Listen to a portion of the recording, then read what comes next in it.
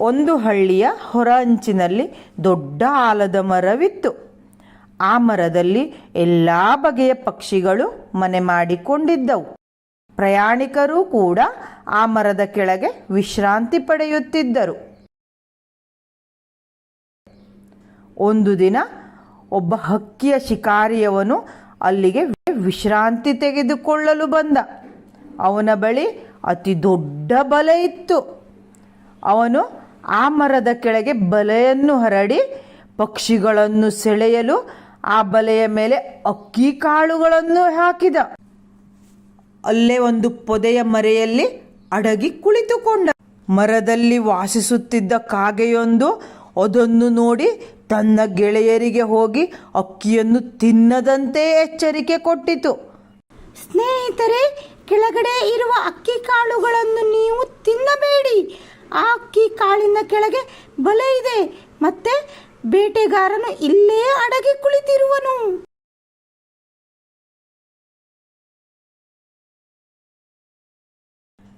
ಅದೇ ಸಮಯದಲ್ಲಿ ಪಾರಿವಾಳಗಳ ಹಿಂಡೊಂದು ಆಲದ ಮರದ ಮೇಲಿಂದ ಹಾರುತ್ತಾ ಬಂದಿತು.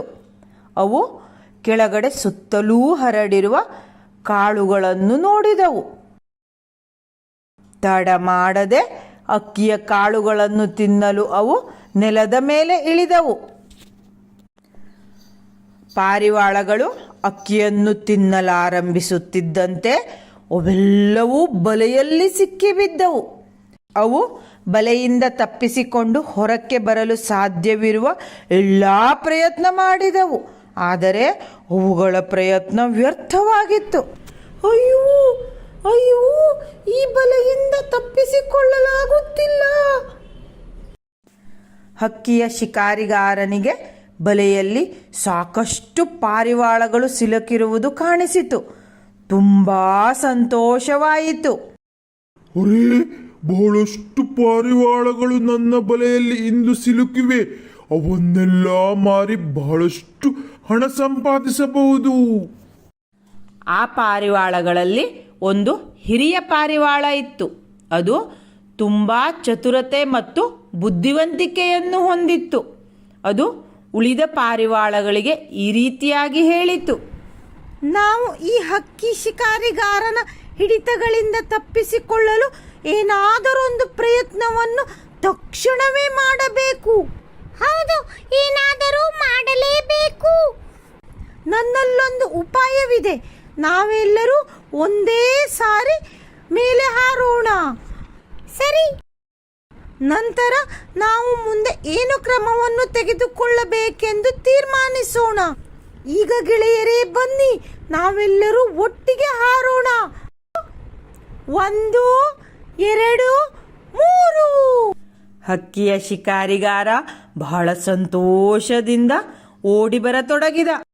ಆದರೆ ಎಲ್ಲ ಪಾರಿವಾಳಗಳು ಆ ಹಿರಿಯ ಪಾರಿವಾಳ ಹೇಳಿದಂತೆ ದೊಡ್ಡ ಬಲೆಯನ್ನು ಕೊಕ್ಕಿನಲ್ಲಿ ಕಚ್ಚಿಕೊಂಡು ಒಮ್ಮೆಲೆ ಮೇಲಕ್ಕೆ ಹಾರಿದವು. ಆಗ ಇಡೀ ಬಲೆಯ ಸಮೇತ ಹಕ್ಕಿಗಳು ಮೇಲೆ ಹಾರತೊಡಗಿದವು. ಇದನ್ನು ನೋಡಿದ ಶಿಕಾರಿಗಾರನು ದಿಗ್ಭ್ರಮೆಗೊಂಡ. ಹೀಗಾದೀತೆಂದು ಅವನೆಂದು ಯೋಚನೆ ಕೂಡ ಮಾಡಿರಲಿಲ್ಲ. ಅಯ್ಯೋ, ಪಾರಿವಾಳಗಳು ಬಲೆಯನ್ನು ಕಚ್ಚಿಕೊಂಡು ಹಾರುತ್ತಿವೆ.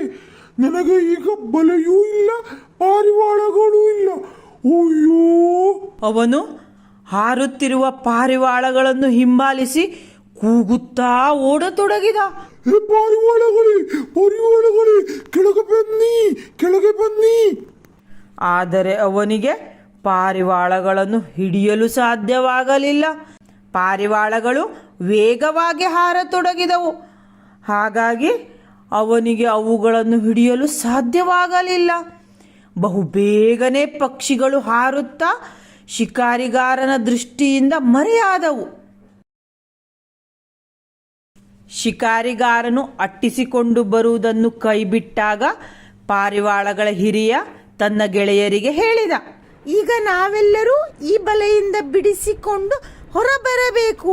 ಅದಕ್ಕೆ ಇಲ್ಲೇ ಹತ್ತಿರದಲ್ಲಿ ಒಂದು ಇಲಿ ವಾಸಿಸುತ್ತಿದೆ.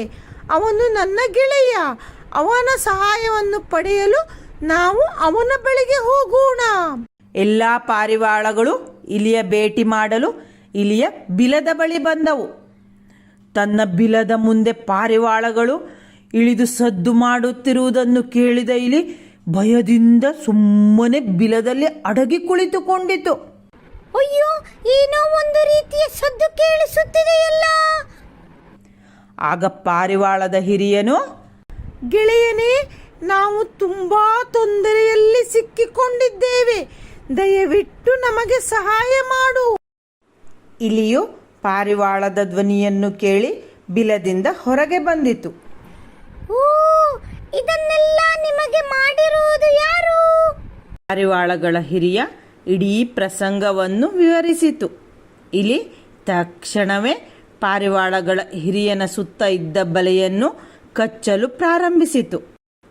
ಪಾರಿವಾಳಗಳ ಹಿರಿಯ, ನನ್ನ ಗೆಳೆಯನೇ, ಮೊದಲು ನನ್ನ ಅನುಯಾಯಿಗಳನ್ನು ಬಿಡುಗಡೆ ಮಾಡು.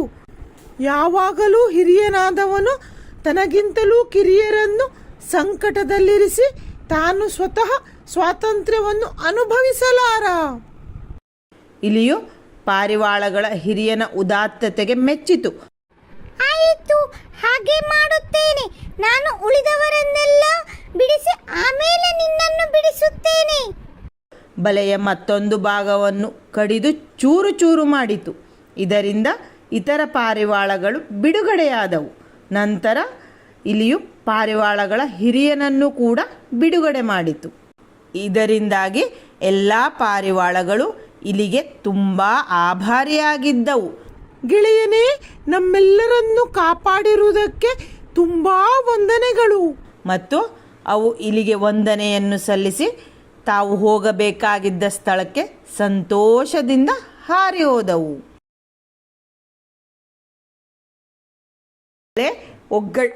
ಮಕ್ಕಳೇ, ಒಗ್ಗಟ್ಟಿನಲ್ಲಿ ಬಲವಿದೆ. ಅಂದರೆ ಪಾರಿವಾಳಗಳು ಬಲೆಯಲ್ಲಿ ಸಿಲುಕಿದಾಗ ಹೆದರದೆ ಒಟ್ಟಿಗೆ ಒಂದೇ ಕಡೆ ಹಾರಿರುವುದರಿಂದ ಬಲೆಯನ್ನೇ ಕಚ್ಚಿಕೊಂಡು ಹಾರಲು ಸಾಧ್ಯವಾಯಿತು.